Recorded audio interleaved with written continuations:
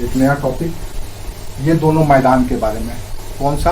पश्चिमी तटीय मैदान और पूर्वी तटीय मैदान के बारे में।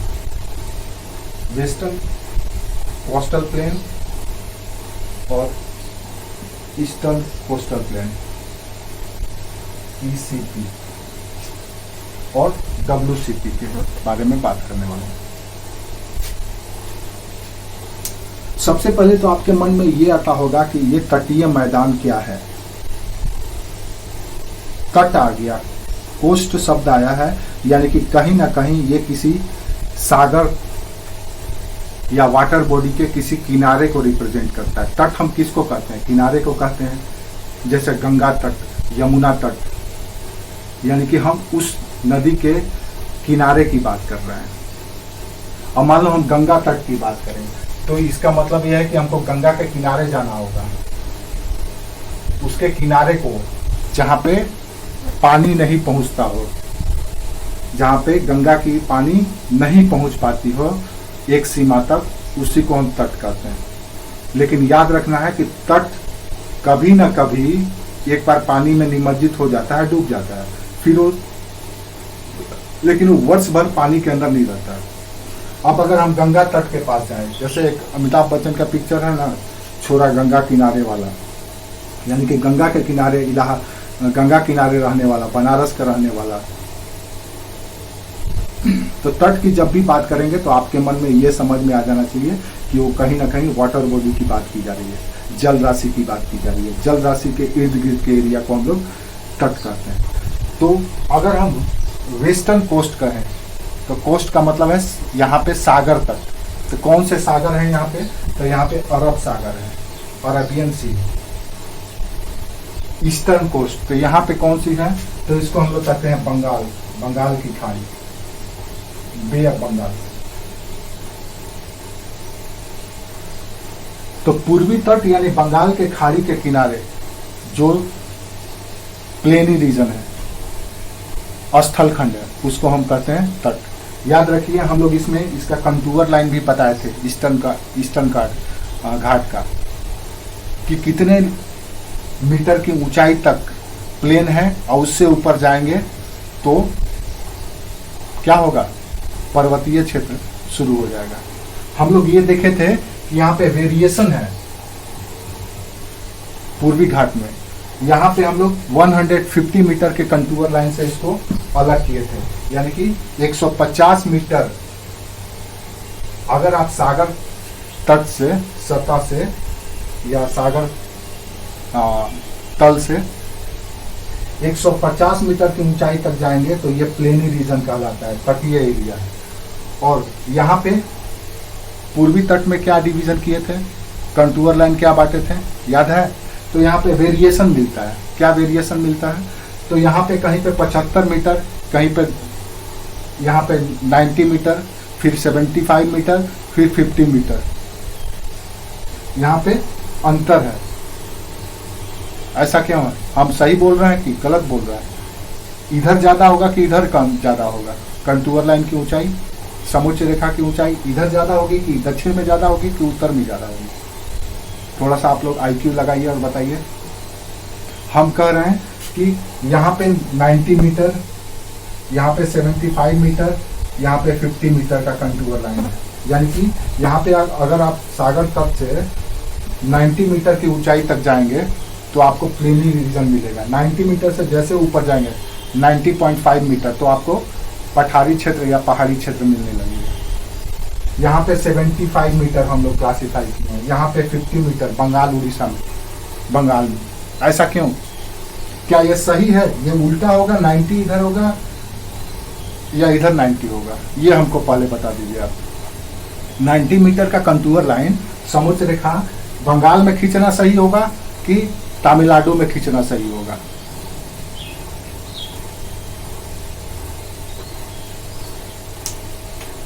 आप लोग क्लास नीचे होगा 90 मीटर, क्यों होगा नीचे?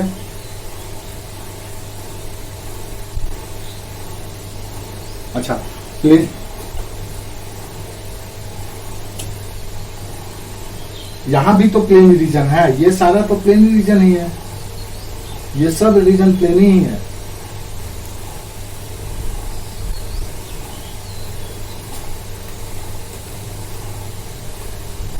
सुमन बता सकती हो?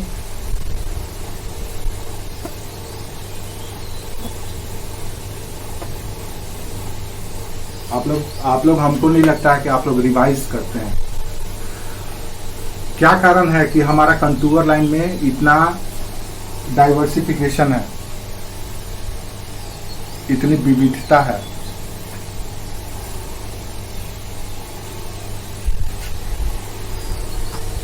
इधर हमने बोला कि अगर 150 मीटर की समोच्च रेखा खींचते हैं तो हम स्पष्ट हो जाएगा कि 150 मीटर से ऊपर का जो भी क्षेत्र होगा वो पर्वतीय क्षेत्र में चले जाएगा, उसके नीचे तटीय क्षेत्र हमारा है। यानी कि अगर सागर तट पे खड़े हैं हम, वहां से हमको ये पता करना है कि हमको हमारा पर्वतीय क्षेत्र कहाँ से शुरू होगा, तो कुछ नहीं करना है, चलेंगे और 150 मीटर की ऊंचाई तक चढ़ेंगे हम। 150 मीटर से हमारा पर्वतीय क्षेत्र शुरू हो जाता है। ये हमारा पश्चिमी घाट का क्लियर है। लेकिन यहाँ पे इतना डाइवर्सिटी क्यों है, विविधता क्यों है? तो सिंपल सा कारण है इसका, प्लेट टेक्टोनिक या प्लेट मूवमेंट।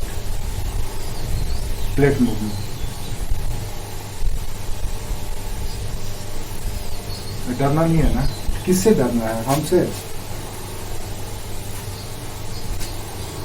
नहीं। तो ये गलती है ना, जब दिल में जो आता है, दिल की आवाज सुना करो ज्यादा। जब किसी क्वेश्चन में, एक बात याद रखो, जब किसी क्वेश्चन में इफ बट आइदर वाइदर लगा हो, दिमाग काम नहीं कर रहा हो, तो जो पहला स्ट्राइक दिमाग का नहीं दिल का सुनो। दिल जो कहता है उसको मार दिया करो, आंसर वही होगा। अब उसमें इधर उधर दिमाग मत लगाओ। जब तुमको पता ही नहीं है और क्वेश्चन देखते ही तुम्हारा स्ट्राइक किया कि नहीं यही आंसर है, तो first call is the perfect call. जो आपका पहला कॉल होता है वही परफेक्ट होता है, जो अंदर से आपका अंतरात्मा जो आपकी कहती है कि ये सही है तो यही सही है। अगर आपको पता नहीं है तो पता है तो आपको उसमें कोई अंतरात्मा और मन दोनों ही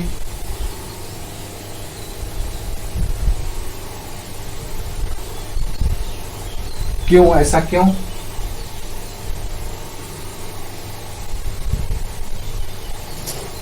ठीक है, वेरी गुड। तो प्लेट टेक्टोनिक क्या किया है, क्या ऐसा कर दिया है प्लेट टेक्टोनिक? क्या ऐसा काम किया है प्लेट टेक्टोनिक, बताओ?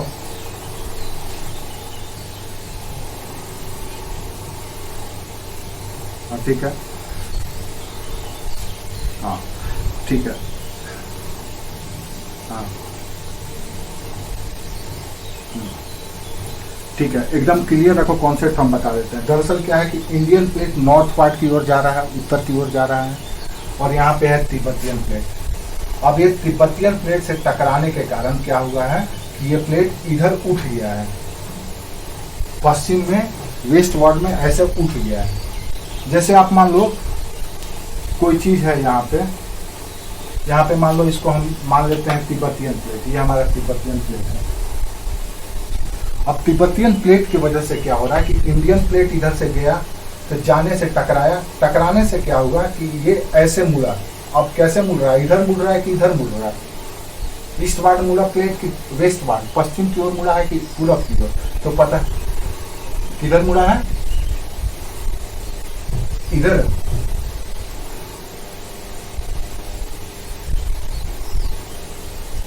पूरब की तरफ मुड़ा है, इधर मुड़ा है, तो उत्तर पूरब की तरफ मुड़ा है। तो इसके मुड़ने से क्या हुआ है कि ये हिस्सा ऐसे, ये जो पहले ऐसे था अब ये क्या हुआ कि ऐसे हो गया है। समझ में आया? इधर का हिस्सा उठ गया है, इसीलिए पश्चिमी घाट हमारा उठा हुआ है। पश्चिमी घाट का हिस्सा हमारा उठा हुआ है इसी वजह से, क्योंकि ये ऐसे मुड़ गया है। जैसे आप गाड़ी किसी देखेंगे, गाड़ी जब ऐसे मुड़ यू टर्न लेना होता है गाड़ी को, किसी भी व्हीकल को, तो जब वो यू टर्न लेता है तो एक हिस्सा इसका ऐसे हो जाता है, होता है ना, ठीक अपोजिट साइड, जिधर उसको मुड़ना है उसके अपोजिट साइड में उसका हिस्सा ऐसे उठ जाता है। हाँ, तो ठीक यही सिचुएशन यहाँ पर भी हो रहा है कि प्लेट से टकराने के बाद हमारा प्लेट इधर से उठ गया और इधर धंस गया है। और ये कॉन्सेप्ट अपने दिमाग में बैठा लो, ये कॉन्सेप्ट अगर दिमाग में बैठ गया, धंस गया आपके, तो समझ लो सारा ज्योग्राफी का समस्या दूर हो जाएगा। इसी से तुम बाढ़ का एक्सप्लेन कर सकते हो कि क्यों उत्तर पूर्व में बाढ़ आता है, क्यों बिहार बाढ़ से प्रभावित होता है, कि क्यों असम बाढ़ से प्रभावित होता है। इसी से तुमको ये पता चल जाएगा कि क्यों नदियों का प्रवाह पश्चिम से पूरब की ओर है।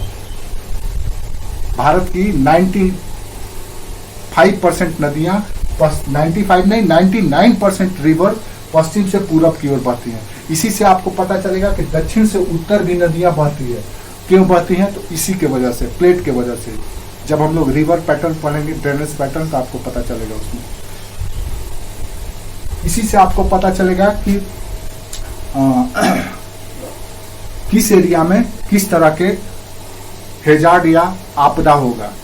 ये सब के पीछे कारण है प्लेट टेक्टोनिक, प्लेट मूवमेंट। अगर आप प्लेट मूवमेंट को समझ लिए ज्योग्राफी का, तो फिजिकल ज्योग्राफी का सारी समस्याएं समझ लेंगे। कैसे पर्वत बना, कैसे पठार बना, क्यों इधर हाइट है, क्यों उधर हाइट कम है, किधर का मैदान कितना गहराई है किस मैदान में, ये सब के सब इसी प्लेट के वजह से है। अब ऐसे अगर प्लेट धंस गया है, इधर उठ गया है, तो अब अगर हम यहाँ पे पानी रखेंगे तो कहाँ जाएगा? इधर ही जाएगा जिधर ढाल है ना। इसीलिए आपका सारा पानी बिहार में आकर के जमा हो जाता है। एक तो पूरे भारत का पानी वहां पे उत्तर भारत का पानी आता है, ऊपर से संकीर्ण हो गया है, नैरो हो गया है, और एक तरह से खाई के गड्ढे की तरह डेवलप हो गया है। तो इसके वजह से यहाँ पे सारे पानी जमा हो जाता है। तो आपका जो ये इधर हाइट का वेरिएशन है, ये हाइट का वेरिएशन सिर्फ और सिर्फ प्लेट की वजह से। अगर ये प्लेट सीधा रहता तो इधर का भी हाइट और इधर का भी हाइट कंटूर लाइन बराबर होता है, लेकिन यहाँ पे कम है, इधर ज्यादा है। याद रखिए एक और बात, हम दो कॉन्सेप्ट यहाँ पे याद रखना है प्लेट टेक्टोनिक में। एक तो ये ईस्ट वार्ड इसका डाउन हो गया है, पूरब की ओर इसका झुकाव है प्लेट का। दूसरा झुकाव इसका उत्तर की ओर भी है, इधर भी धंसाव है और इधर भी धंसाव है। उठाव किधर है? तो एक उठाव इधर है यानी पश्चिम की ओर, दूसरा उठाव दक्षिण की ओर है। अब ये 4 पॉइंट आप अपने दिमाग में रखिए भारत के, पूरे भारत के संदर्भ में, कि या तो अगर आप पानी डालेंगे तो देखिए यहां पर देखो, यहां से अगर पानी निकलेगा तो पानी कहां जाएगा? इधर चले जाता है। केन, बेतवा, टोंस, नर्मदा कहते हैं, सोन, ये सारे के सारे ऐसे बहती है। क्यों बहती है भाई? इधर डाउन है। अब अगर इधर से पानी इधर प्रवाह करेगा तो ऐसे चले जाएगा, कावेरी, कृष्णा, गोदावरी, ये सारी पूरब की ओर। 2 एक्सेप्शन यहाँ पे हमको मिलता है, नर्मदा और ताप्ती का, क्योंकि यहाँ पे फॉल्ट है, भ्रंश है, इसके वजह से ये पश्चिम की ओर बहती है। एक इधर भी गुजरात की लूनी,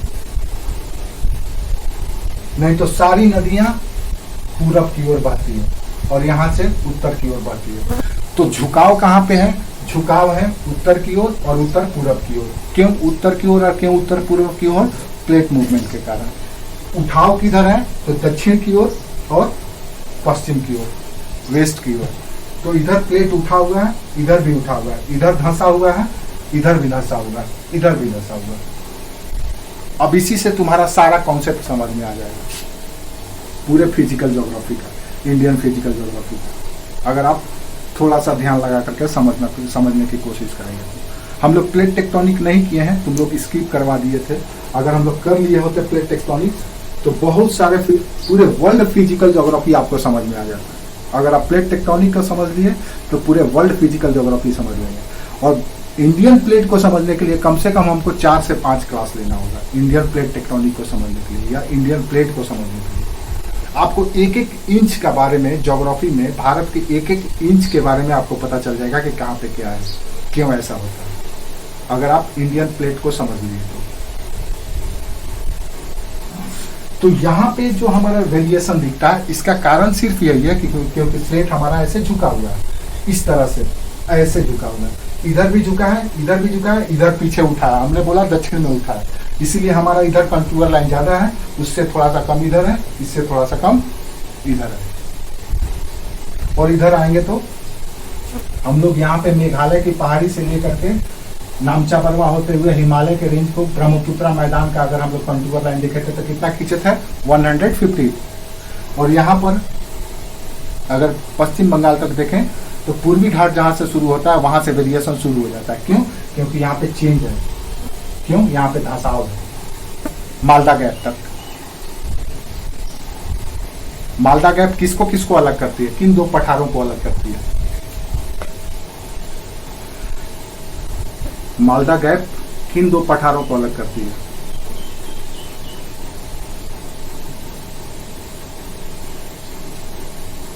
हमारा सवाल पठार के बारे में है, तुम प्लेन के बारे में बता रही हो।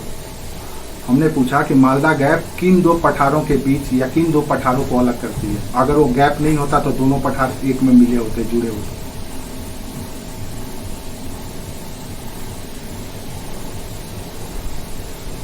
हाँ,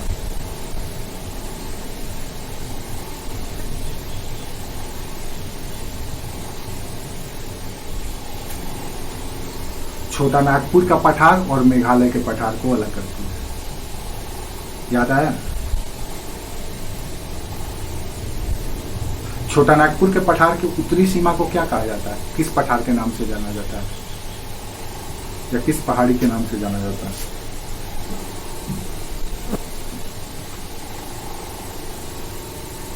अब तुम लोगों का हमको लगता है राजमहल की पहाड़ी।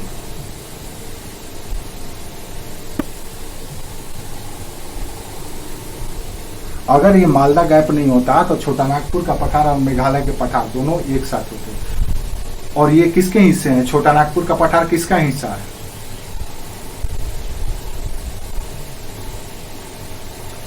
किस पठार का हिस्सा है? प्रायद्वीपीय पठार का हिस्सा है, पेनिनसुलर प्लेटो का। समझ में आया? अरावली, अगर हम ये बात इसको और थोड़ा सा समझ लो तो ये इस कॉन्सेप्ट समझ में आ गया है। यहाँ पे क्यों है ऐसा वेरिएशन? क्यों इधर इतना कम है, इधर इधर इधर ऊंचा क्यों है? अब ये जो आप हाइट जो देख रहे हो कि इधर ऊंचा है, अब हम कोस्ट जब पढ़ेंगे तो यहाँ पर भी मिलेगा। आप देखेंगे कि महाराष्ट्र और कर्नाटका का जो कोस्ट है, कोंकण और कन्नड़, ये डूबा हुआ है सागर तल से समुद्र के पानी से डूब जाता है वो, और उसका अपरदन हुआ, इरोजन हुआ। वहीं पे हम लोग जब मालाबार कोस्ट को देखेंगे तो ये देख क्या रहे हैं कि ये उठा हुआ है। तो ये क्यों है? तो ये प्लेट इधर उठा हुआ है। सिंपल सा मतलब है कि दक्षिणी जो प्लेट का किनारा है वो उठा हुआ है भारत का, इधर का इसके तुलना में। यहाँ पे एक फॉल्ट डेवलप हो गया है, ग्रेट मयूर फॉल्ट। हम लोग पढ़ेंगे कोस्ट जब अभी शुरू करेंगे तो। ग्रेट मयूर फॉल्ट, ग्रेट मयूर फॉल्ट से ऊपर का जो हिस्सा है वो धंसा हुआ है और इधर का उठा हुआ है बनिस्पत। हालांकि इसके तुलना में ये पूरा ही उठा हुआ है, लेकिन इधर के तुलना में, साउथ के तुलना में, नॉर्थ का पश्चिमी घाट की तुलना किया जाए तो ये थोड़ा सा नीचे है या धंसा हुआ है, तो ये उठा हुआ है। क्यों? तो प्लेट के ऐसा मोशन ही हुआ है, तो प्लेट के मोशन की वजह से ये डेविएशन मिलता है। हम लोग बात करते हैं वहां पे जो हम बात पूछ रहे थे कि छोटा नागपुर के पठार के बारे में। तो हम लोग जब पेनिनसुलर रीजन की बात किए थे, प्रायद्वीपीय पठार की बात किए थे, तो हम लोग देखे थे कि प्रायद्वीपीय पठार को अगर आप समझना चाहें तो आपको कुछ इस तरह से समझना पड़ेगा कि ये अरावली